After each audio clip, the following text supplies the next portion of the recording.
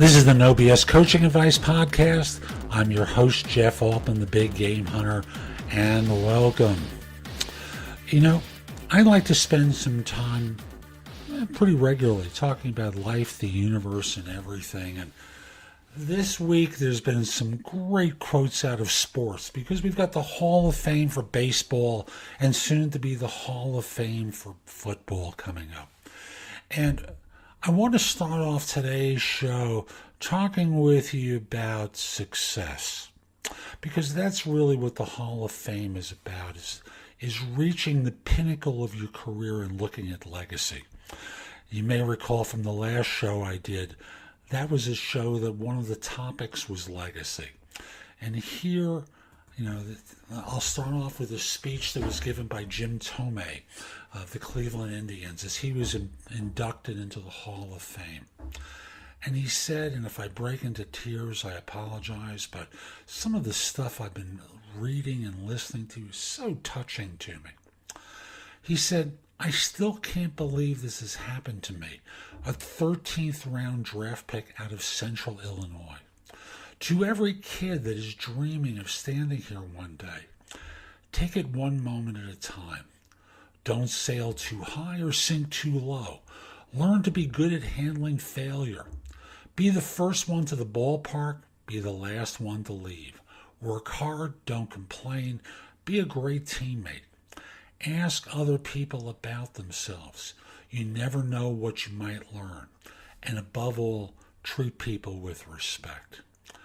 You know, we live in a culture that doesn't provide, it doesn't really support these notions anymore. These were basic American principles for the longest time.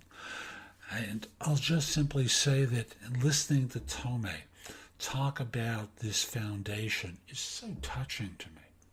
There's another thing that he spoke about earlier in the speech, and it kind of linked to something that Keith Hernandez said in his book. Each of them spoke about a coach who spotted them early on. In Thome's case, it was Charlie Manuel, who eventually became a manager in baseball, and I think his manager at one point when he was with the Indians. And I don't remember who it was in Hernandez's case, but it was at a time when Hernandez was struggling in the minor leagues, and here he was a top draft pick, and he was stinking up the joint.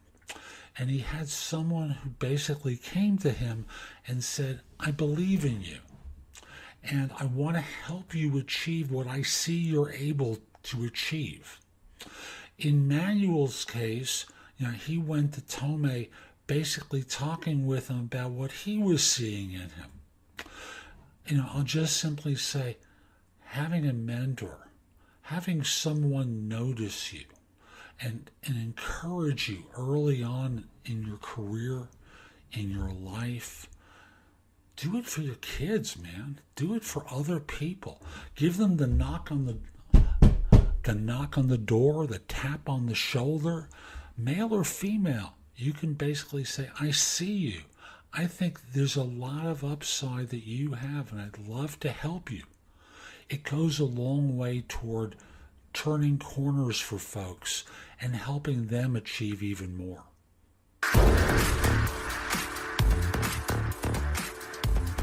I was listening to a podcast today. Adam Schefter was interviewing Randy Moss. Moss was an all-pro wide receiver initially for the Vikings, eventually went to the Raiders, to New England, and a couple of other teams at the end of his career.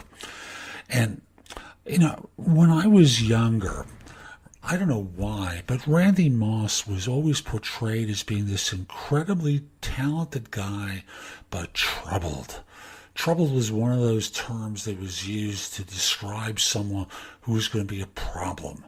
A troubled player, and selfish, always looking out for himself. Now, I listened to this interview with him today, and let me give you a perspective. He grew up as an African-American man in West Virginia. The story I tell myself about what that was like was that he was incredibly poor. And he spent some time talking about his mom as a single mom raising 3 kids, working 3 jobs to try and help pay the bills for the family, not always knowing when the next meal was coming. And once you know that, do you understand what the achievement is like to have the good fortune to play in the National Football League? And why getting a good contract would become so important to him, and not just settle for what was being given to him. Because at that time, it was pretty common that players settled for what was thrown at them. And why he pushed to get as much as he could. Because as he says, I'm retired now. I am so happy that I can afford to have my kids grow up and have the choices available to them that they have. And as often as I try and explain to them what it was like, they don't have a clue. Isn't that what we all aspire to? I know my folks did. And for those of you who are struggling in some way, shape, or form, it is good to know that there's hope at the end of the tunnel. No guarantees. Obviously, you need talent. Obviously, you need opportunities. But there's a possibility that you can win. And don't hold yourself back. Try hard, because it worked for Randy. It's worked for others. It may work for you. When I coach people, one of the common laments that people have is that they don't have time. I know I've used this as an excuse. I'm overwhelmed. I don't have the time. I'm stressed out. Oh, horrible, horrible. There's a funny quote. I'm not going to get to the exact quote, but Gary Vaynerchuk has done this very funny story about how people would complain to him about how they don't have time, but be able to tell him every single plot twist for seasons on end of one TV show after another. You get the message here? How much time are you wasting? Seriously, how much time are you wasting doing things that are inconsequential? I'll just simply say, if you eliminate TV, oh no, I can't do that. If you eliminate TV and start putting in time into the things that you say you want to do, let's get real here. Why is TV more important than your dreams? Think back to Thome, Randy Moss, people that you know in your life who've made the sacrifices in order to get what they've wanted. Why can't you? Why shouldn't you be doing that? Seriously, why shouldn't you be doing that? Why can't you protect yourself and your future? Why can't you be doing the work that you want? Why? All because you want to watch TV. Does that make a lot of sense?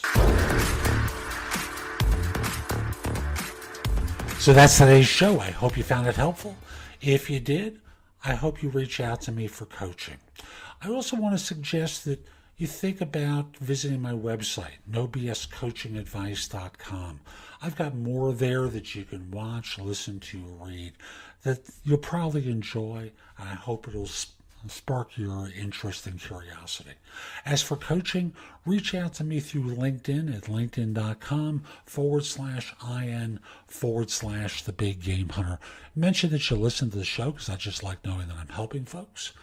And I'll be back soon with more. In the meantime, I hope you have a great day. Take care.